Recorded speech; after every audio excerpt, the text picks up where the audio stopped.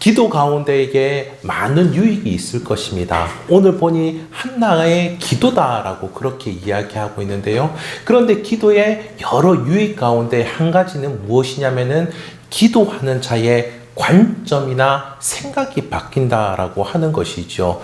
이전까지는 내가 문제시 여기는 일들, 그 일들이 문제로 그대로 남아있음에도 불구하고 관점이 바뀌었을 때는 그것을 감사로 여기게 되는, 그와 같은 마음의 그 관점이 바뀌게 되는 일들이 있습니다. 뿐만 아니라 내 삶은 부족한 가운데 있는데, 그런데 그 부족함으로 인하여서 염려하는 그 모습에 나아가는 것이 너무나도 당연하겠지만은, 그러나 그 부족함을 기회로 여기며 기회로 삼으면서 더욱더 용기를 내는 것이 또 기도의 큰 유익이 되겠죠. 뿐만 아니라 누군가의 그 모습을 보고 실망스러워하고 그 모습에 대해서 손가락질하던 모습에서 기도하는 그 자리에 그것이 아니고 그 손가락질을 나에게 돌리면서 하나님 앞에 회개하게 되는 것 역시도 기도의 큰 유익인 줄 믿습니다. 이렇게 기도한 가운데에 바뀌게 되는 그 이유는 무엇일까요? 기도를 통하여서 하나님을 만났기 때문이죠. 그 하나님을 만나서 내 마음과 내 생각이 깨어지게 된 것입니다. 그 깨어진 그 마음 가운데에 하나님의 마음이 자리 잡고 하나님의 행하심이 나의 삶 가운데에 함께 하신다라는 그 믿음이 생기게 된 것이죠. 그리하여서 관점이 바뀌고 생각이 바뀌어서 하나님과 함께 살아가는 것을 기쁘게 여기게 되는 그러한 일들이 기도 가운데에 일어나는 큰 유익인 줄 믿습니다. 오늘은 이 새로운 미래는 가능한가? 라는 시리즈의 두 번째로 보는 눈이 바뀌어야 산다라는 제목을 가지고서 여러분과 함께 말씀을 나누도록 하겠습니다. 지난 시간 우리는 그 한나의 이야기를 잘 알고 있죠. 한나는 아기를 낳지 못하는 그와 같은 상황 가운데에 갈시를 당하고 있었습니다. 그녀는 정말 열심히 기도를 했습니다. 그 기도 가운데에 하나님께서 응답을 하여 주셨죠. 한나는 그것이 너무나 기뻐서 2장에서 또다시 하나님께 나와서 기도를 하고 있는 그 모습을 볼 수가 있습니다. 그런데 그 내용을 보면요, 단 한 절만 자신이 기도한 것에 대해서 감사와 기쁨을 노래하고 있고, 나머지 9절에는 정말 그것과는 아무런 상관없는 내용이 적혀진 듯하게 그렇게 보여진다라고 하는 것이죠. 한나의 무슨 관점이 바뀌었길래 한나가 이렇게 기도를 할까? 우리는 생각을 보게 됩니다. 그래서 이 기도를 쭉 보면은 하나님께서 승리를 하셨습니다. 하나님께서 하나님의 백성들을 역정케 하셨습니다. 하나님께서 그곳 가운데 한 왕을 세우셨습니다. 라고 이야기하면서 모두 하나님을 찬양하는 내용을, 찬양하는 그런 기도의 내용을 보여주고 있지요. 한나는 자기 기도에 응답만 받은 것이 아니었던 것입니다.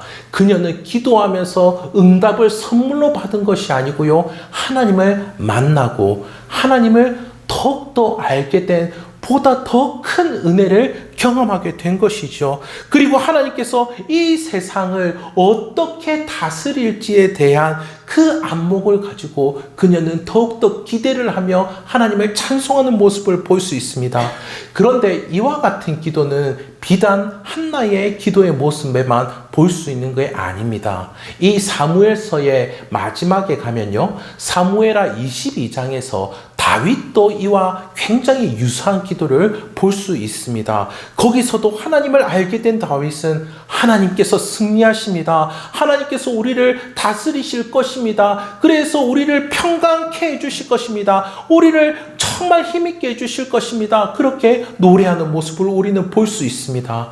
그리고 뿐만 아니라 이 한나와 다윗이 기도한 이후에 1000년이라는 세월이 지나서 마리아의 기도에서도, 마리아 누구인지 너무 잘 아시죠? 예수님의 어머니 마리아의 기도에서도 이것을 볼 수 있습니다. 마리아가 아기 예수를 잉태한 그 모습 가운데에서 그녀 역시 정말 기도를 합니다. 하나님을 찬송합니다. 잉태한 이 아기를 통하여서 이루어지게 될 승리와 하나님 나라의 그 역사들을 찬양하는 내용을 우리는 볼 수 있습니다. 이 땅을 살아가는 우리들은 어떠합니까? 이전에 한나가 울부짖어 기도한 그 모습, 그 형편대로의 모습이 이 세상의 모습이죠. 죄악과 혼란스러운 가운데 살아갈 수밖에 없습니다. 공부를 하고 일을 하면서 그것 가운데서 더 소유하고 더 자리를 차지하고 더 힘을 가지고자 하는 그런 모습이 이 세상의 형편이죠. 그러면서 이 세상의 형편 가운데 그것들로 고통을 당하고 씨름하는 모습을 볼 수 있습니다. 하지만 이들은 어떠합니까? 한나와 다윗과 이 마리아는 하나님을 만나고 보는 세계가 달라진 것이죠. 자신의 인생과 이 세상의 흐름을 보는 그 안목이 생기게 된 것입니다. 하나님께서 이 세상을 어떻게 다스리고 계시는지를 그녀는 보게 되었다라고 하는 것이죠. 그 안목으로 그들은 승리를 할 수 있었고 구원의 은혜를 경험할 수가 있었습니다. 이렇게 하나님께서 한나와 다윗과 마리아를 찾아주셔서 만나주신과 같이 지금 이 자리에 함께하고 있는 여러분들에게도 하나님이 찾아와 주셔서 만나 주시기를 주님의 이름으로 축복합니다. 한나의 기도를 보며 우리가 가져야 할 안목이 무엇인지 함께 살펴보도록 하겠습니다. 우선 하나님은 우리에게 하나님을 알도록 해주시는 아주 큰 은혜를 주십니다. 하나님의 응답만을 받도록 하지 않으신다라는 것이죠. 물론 우리는 하나님의 응답이 필요합니다. 하나님의 도우시는 그 역사 가운데에서 우리는 하나님을 더욱더 경험할 수가 있습니다. 그런데 그것과 함께 하나님은 하나님을 알도록 하신다라고 하는 것이죠.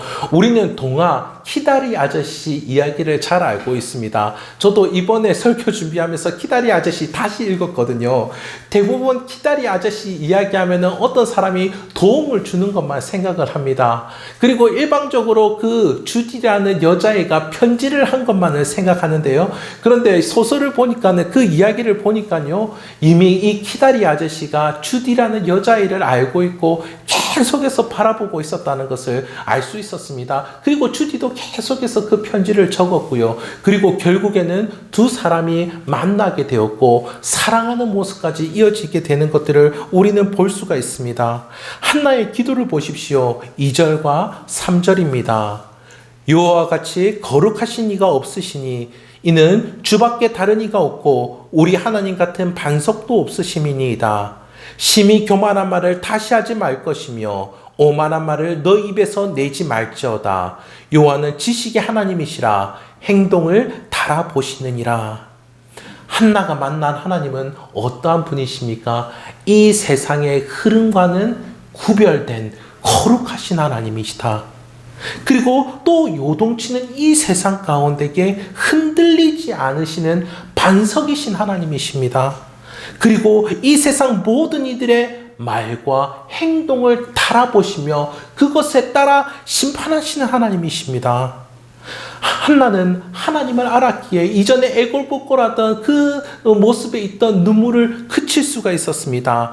다산이 축복이다라고 하는 이 세상의 선입견 가운데에 갇히지 않았다라고 하는 것이죠. 그 세상의 흐름 가운데에 그는 흔들리고 동요되지 않았습니다. 한나 자신은 할 수 없지만은 하나님은 어떻게든 하신다라는 그런 믿음을 한나는 가졌던 것이죠. 그리고 지난 시간에 살펴본 대로 이 당대에는 사사기 말기였습니다. 겁탈과 살인과 전쟁 이런 것들은 아무렇지도 않게 일어나는 그와 같은 시기였습니다. 얼마나 끔찍한 때였습니까? 그런데 그와 같은 상황 가운데서도 시대적인 상황 가운데서도 하나님은 한 여인인 한나를 주목해 보고 계시고 그녀를 지켜주고 계시는 것들을 볼 수가 있습니다. 그렇게 지켜주시는 그 모습과 함께 그녀를 통하여서 하나님은 구원의 일을 준비하고 계셨던 것이죠. 또한 이런 시대적인 상황 속에서 대부분의 사람들은 어떠하였습니까? 이후에 나오는 홈리와 비느하스의 이야기가 나오는데요. 그들의 그 모습들은 어떠합니까? 힘이 없고 가진 것이 없는 자들을 함부로 대하는 그런 모습을 보여주고 있지 않습니까? 하나님은 그들의 행위를 다 다 아십니다. 그리고 그들에게 당한 그 억울한 일을 당한 사람들도 하나님은 다 알고 계십니다. 하나님은 그것들을 다 뒤엎어 버리시죠. 전세를 역전시켜 버리십니다. 억울함을 호소하는 이들의 눈물을 다 닦아주십니다. 한나는 하나님께서 이런 분이시고 이렇게 일하실 것을 한나는 믿음으로 알게 된 것이죠. 그리고 이 하나님께서 이렇게 일하실 것을 기대했기 때문에 그녀는 자신의 아들인 사무엘을 하나님께 내어놓을 수가 있었습니다. 한나에게 있어서 사무엘은 너무나도 소중하고 귀한 아들이었을 것입니다. 그러나 기꺼이 그녀가 그렇게 하나님께 사무엘을 드린 그 이유는 무엇입니까? 자신의 아들을 하나님께 맡기는 것이 가장 복되다라는 것을 확신했기 때문이죠. 그리고 그 아들이 이 세상의 그 흐름 가운데 요동치고 이 세상의 경쟁 가운데 올라서는 모습이 아니고 하나님께 쓰임받는 것, 내 아들이 하나님께 붙들려서 하나님의 역사 가운데 쓰임받는 것, 그것이 가장 놀라운 복이다라는 것을 그녀가 기대했기 때문입니다. 실제로 사무엘을 통해서 어떤 일이 일어나는지 우리는 너무나도 잘 알고 있습니다. 그가 기름 부은 왕, 하나님의 마음에 합한 다윗이 왕으로 세움을 받게 되고요. 그리고 그 다윗이 선지자인 이 사무엘의 이야기를 듣고서 하나님의 뜻대로 이스라엘을 통치했을 때에 이스라엘의 황금기가 찾아왔다라고 하는 거 우리 너무나도 잘 알고 있습니다. 이렇게 우리는 아는 만큼 믿게 됩니다. 하나님을 아는 만큼 우리의 인생을 하나님께 내어드릴 수가 있습니다. 시편 43편에서 시편 기자는 이렇게 이야기하지요. 하나님을 맛보알지어다. 하나님의 선하심을 맛보알지어다 라고 그렇게 이야기합니다. 마치 음식의 그 맛을 보아서 그 음식을 아는 것과 같이 하나님을 경험하여서 그 독특한 맛을 느끼는 것처럼 그렇게 하나님을 체감적으로 알게 되는 그러한 일이 있다라고 이야기를 하는데요. 근데 그렇다면 여러분이 먹어본 음식 가운데에 가장 맛있는 맛은 어떤 맛입니까? 여러분이 먹어본 그 여러 음식들 가운데 가장 맛있는 맛은 어떤 맛입니까? 누군가 이렇게 이야기하더라고요. 아는 맛이 가장 맛있는 맛이라고. 아는 맛이 가장 맛있는 맛이라고. 요한복음 17장 3절에서 이렇게 이야기합니다. 영생은 곧 유일하신 하나님과 그가 보내신 자 예수 그리스도를 아는 것이니이다. 아는 것이니이다. 하나님을 아는 맛이 인생을 가장 풍성하게 해줄 수 있는 것이죠. 그것을 한나는 알았던 것입니다. 우리 역시 그 하나님을 풍성히 알게 되기를 간절히 소원합니다. 그렇게 하나님을 더욱더 경험하여 맛보아 알게 되시는 성도님들 되시기를 주님의 이름으로 축복합니다. 하나님께서 이런 분이시고 이런 성품을 가지고 계시는 분이시기에 하나님은 성품대로 일하십니다. 성품대로 일하시는데 그 일들을 구체적으로 어떻게 행하시는지도 우리에게 일러주시는데요. 하나님은 이 땅에 자기 왕을 세우시고 그리고 그 왕을 통하여서 자기 백성들을 구원하시고 역정케 하시는 은혜를 주십니다. 하나님은 우리의 삶의 현장에 하나님의 뜻대로 다스릴 그 왕을 세워주신다라고 하는 것이죠. 10절 중반에 보면 이렇게 말씀하십니다. 여호와께서 자기 왕에게 힘을 주시며 자기의 기름 부은 자의 뿔을 높이시리로다. 여기서는 그 표현이 반복되고 있습니다. 기름 부음 받은 자가 바로 왕이지요. 그리고 뿔은 바로 그 왕의 위엄과 왕의 권세, 권능을 의미하는 것입니다. 그러니 이 한나는 하나님께서 이 땅에 권세와 권능을 가지시는 그 왕을 세우심을 노래하고 있는 것이죠. 왕을 통하여서 이 땅에 하나님의 선하고 복된 통치가 실현될 것에 대해 기뻐하고 있는 것입니다.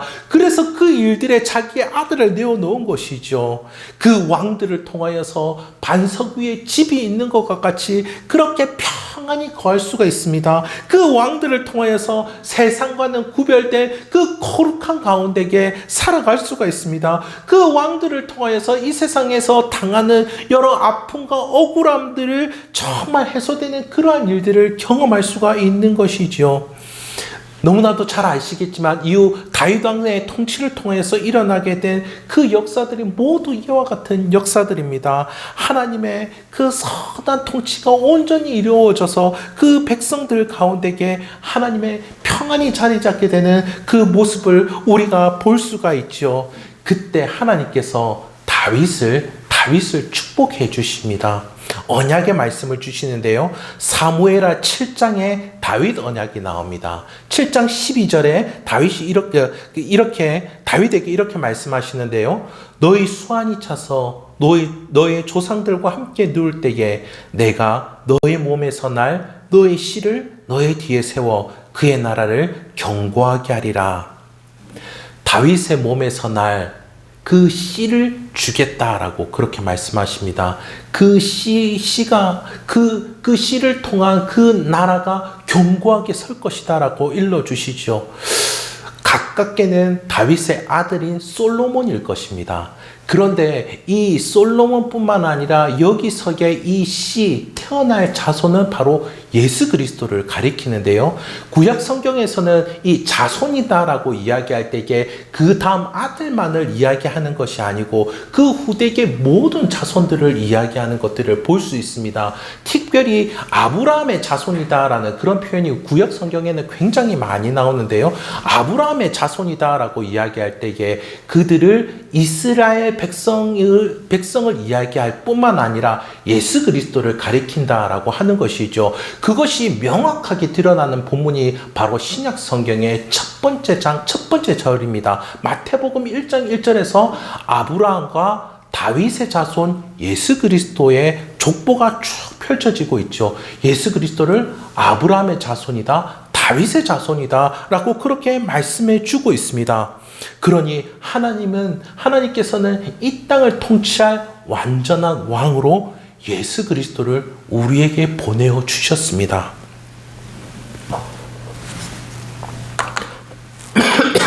그렇다라고 한다면은 이 왕이신 예수 그리스도는 어떻게 이 땅을 다스리겠습니까? 어떤 권세와 권능을 가지고서 이 예수 그리스도께서 하나님의 뜻을 실현을 하실까요? 고린도전서 1장 18절입니다. 십자가의 도가 멸망하는 자들에게는 미련한 것이요 구원을 받는 우리에게는 하나님의 능력이다. 하나님의 능력은 십자가다라고 그렇게 일러주십니다. 왕이신 예수 그리스도의 권세와 권능은 바로 십자가의 죽으심이다 라고 말씀해 주시죠. 그분의 능력은 그가 죽는 것입니다. 아니 무슨 죽는 게 능력이라고 말할 수가 있습니까? 죽는 것은 비참한 것이 아닙니까? 어떻게 죽는 것이 능력이 됩니까? 그런데 죽는 것이 능력이 되는 그 이유는 십자가의 죽음이 바로 우리를 구원하였기 때문이죠. 십자가의 죽음이 이 세상을 완전히 뒤바꾼 그와 같은 역사이기 때문입니다. 오늘 본문의 6절과 7절을 읽어보도록 하겠습니다. 여호와는 죽이기도 하시고 살리기도 하시며 수월에 내리기도 하시고 거기에서 올리기도 하시는도다. 여호와는 가난하게도 하시고 부하기도 하시며 낮추기도 하시고 높이기도 하시는도다. 하나님은 왕이신 자기 왕인 예수 그리스도를 죽이기도 하시고 살리기도 하셨습니다. 예수 그리스도를 가난하게도 하시고 부하게도 하시고 낮아지게도 하시고 높아지게도 하셨습니다. 예수 그리스도는 하나님의 백성이 된 우리들을 위하여서 죽으셨다. 그리고 하나님께서 살리셨다라고 말씀합니다. 우리를 대신하여서 지옥에까지 낮아지시고 그리고 저 하늘 위까지 높아지신 그러한 분이십니다. 예수 그리스도는 우리를 대신하여서 가난하게 되시고 낮아지셨습니다. 그래서 하나님께서 이 왕이신 예수 그리스도를 부하기도 하시고 높이기도 하셨습니다. 하나님께서 이렇게 역정케 하셨다라고 하는 것이죠. 우리의 왕을 죽음에서 부활로 역정케 하셨습니다. 그래서 우리도 이 왕의 다스림 가운데 살아갈 때에 놀라운 일이 일어나게 되는 것이죠. 이 우리의 왕이신 예수 그리스도를 왕으로 모시며 살아갈 때 우리 역시 가난과 낮은 가운데에서 우리를 위로하시고 우리를 온전케 하시고 우리를 높이시는 역사를 우리는 경험하게 됩니다. 또한 죽음에서 우리를 살리시는 영원한 생명을 얻게 하시는 그와 같은 역사를 이루어 주신다라고 하는 것이죠. 지금도 이와 같은 역사로 함께하고 있습니다. 우리가 가난한 심령을 가지고 있을 때 우리에게 어떠한 복을 주시죠? 우리에게 어떠한 복을 주시죠? 하나님 나라를 경험할 수 있는 그런 역사를 주십니다. 하나님께서 우리를 너는 내 자녀다. 그리고 나의 안에 거하며 평안하라. 그리고 나의 기쁨 가운데 살아가라 라고 하며 그와 같은 은혜를 주신다라고 하는 것이죠. 한나에게는 이와 같은 안목이 열리게 된 것입니다.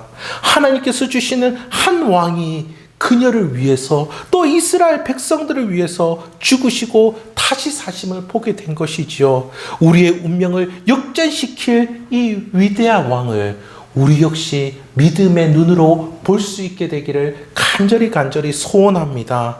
우리에게도 이와 같은 믿음의 안목이 생겨나기를 원합니다. 우리와 이 세상을 구원할 왕 중의 왕이신 예수 그리스도를 왕으로 모실 수 있기를 바랍니다. 신경림 작가라는 분이 쓴 못난 놈들은 서로 얼굴만 봐도 흥겹다라는 책이 있습니다. 제가 제목을 한번 더 읽어드리도록 하겠습니다. 못난 놈들은 서로 얼굴만 봐도 흥겹다라고 그렇게 이야기하는 책인데요. 우리 혹시 지금 앉아 계신 분들의 양옆 사람들의 얼굴을 한번 바라볼까요? 예, 양옆 사람들의 얼굴을, 뒷분들도 얼굴을 한번 바라봐 주시고요. 양옆 얼굴을 한번 바라봐 주시기 바랍니다. 흥겨워 하시는 분들이 계시는데요. 못난 놈들은 서로 얼굴만 봐도 흥겹다라는 책입니다. 이 신경림 작가라는 분이 74세가 되어서 과거를 해상하면서 쓰신 그런 에세이인데요.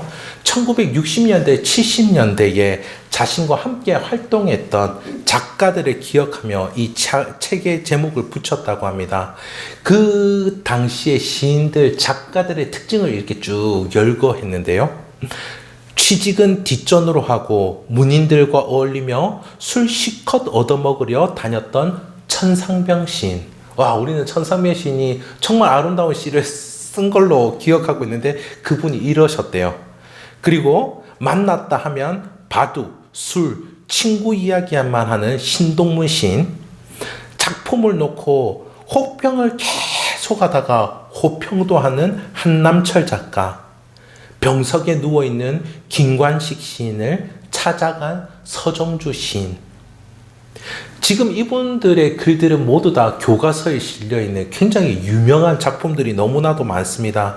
하지만 당시에는 가난한 글쟁이들이라서 참으로 힘들었는데, 그런데 이 많은 친구들이 하나둘 떠나가고 그때를 생각해 보니까 당시 이 못난 놈들끼리 모여서 즐거웠다라고 하는 것이죠. 못난 놈들 어떻습니까? 내세울 것이 없습니다. 못난 놈들끼리 만나면은 비교할 것도 없습니다. 누가 더 못났네 이야기 할 수도 없는 노릇이죠. 잘난 놈이 있어야 좋을 것 같지만은 그렇지 않다라고 하는 것이죠. 못난 놈들끼리 있으니까 서로를 보며 즐거운 겁니다. 그래서 못난 놈들끼리 더 어울려 다녔던 그러한 모습이죠. 저는 하나님 나라가 이와 같은 곳이라고 생각을 합니다. 못난 것 때문에 같이 아프고 힘듭니다. 못난 것 때문에 때로는 피해를 주는 것 같습니다. 그런데 못난 것 때문에 함께 어울릴 수가 있고, 그래서 함께 슬픔도 느끼고 함께 기쁨도 느끼는 것이죠. 한때 단체 사진을 찍을 때, 아주 많은 단체 사진은 아니고요, 한 4-5명 정도 모였을 때에 단체 사진을 찍을 때에 유행했던 사진이 있습니다. 한 사람만 돋보이게 하기 위해서 나머지 사람들은 전부 다 바보 표정을 하고 있는 것이죠. 하죠. 한 사람만 멀쩡하게 해서 한 사람만 정말 멋있게 보려고 합니다. 그렇게 돌아가면서 한 사람만 멀쩡하게 나오고 주변 사람들은 다 바보 표정을 짓고 있습니다. 사실은 전부 다 못난 놈들이죠. 저는 하나교회가 이와 같은 교회가 되기를 소원합니다. 세상에서 볼 때는 못난 놈들 집합소 같아 보일 것입니다. 그러나 예수님이 그 못난 놈들을 위해서 죽으셨다라고 하는 것이죠. 그래서 하나님이 사랑하는 사람, 하나님이 귀하게 여기는 그 사람을 나도 사랑하고 나도 귀하게 여기는 그런 복음의 공동체가 되기를 소원합니다. 역청케 하시는 이 예수님의 통치를 받으시기를 바랍니다. 하나님 나라 안에 사시기를 바랍니다. 신약 성경에서는 왕 대신 예수님의 통치를 하나님 나라라고 그렇게 표현을 하는데요. 예수 그리스도께서 이 땅에 오실 때 하나님의 나라가 임했다라고 그렇게 이야기합니다. 때가 참에 하나님의 나라가 가까이 왔으니라고 마가복음 1장 15절에서 알려줍니다. 그러니 이 예수 그리스도의 통치를 받으면서 살아간다라고 하는 것은 바로 천국에서 산다라는 말이죠. 천국을 누리면서 산다라는 말입니다.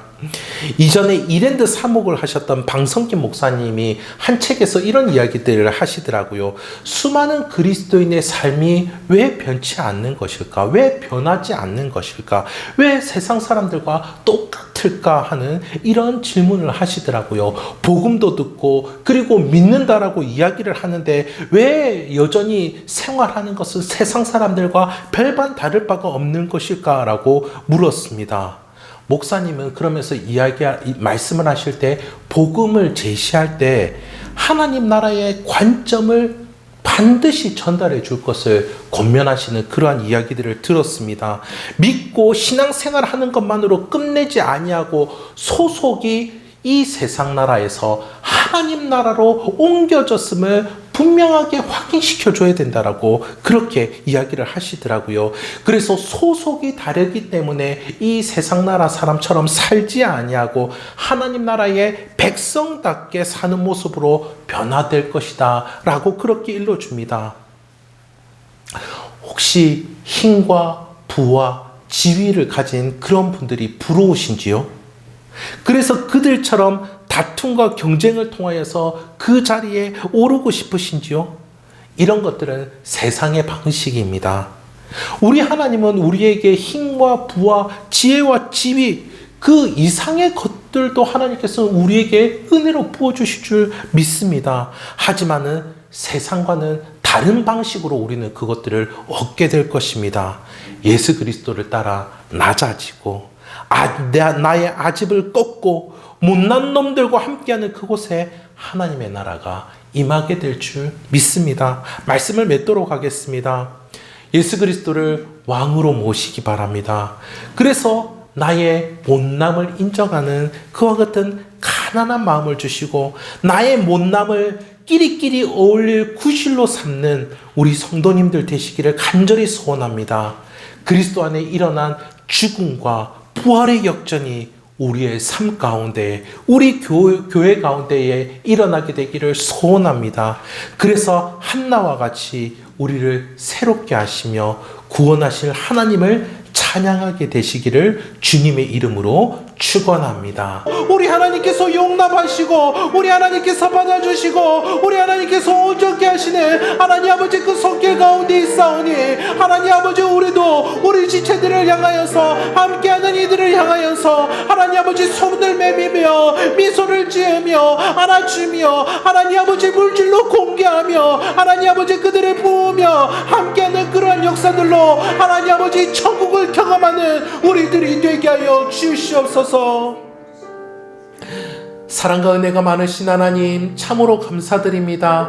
우리로 하나님이 의롭다 하시고 우리를 자녀라 불러주시고 하나님의 평온케 하시며 하나님 아버지 우리의 억울함도 하나님 아버지 정말 새롭게 하시는 역사로 하나님 이끌어주시는 그 하나님의 놀라운 역사 가운데 살아가게 하여 주신 것 참으로 감사드립니다. 하나님 우리로 이 세상에 어떠한 것에도 지배를 받지 아니하고 오직 우리를 사랑하시고 우리를 구원하시고 우리를 승리케 하시는 우리 주님만을 따르는 우리들이 되게 하여 주시옵소서. 왕 대신 그분의 통치 가운데 살아가는 것이 가장 복이고 왕 대신 그분의 통치 가운데게 쓰임받고자 하는 그 열망들이 우리 안에 일어나게 하여 주셔서 하나님 나의 못남뿐만 아니라 상대의 못남도 기꺼이 용납하며 함께하며 위에서 기도하고 하나님 아버지 도우며 사랑으로 섬길 때 그곳 가운데게 하나님의 크신 사랑과 크신 은혜로 함께하여 주시옵소서.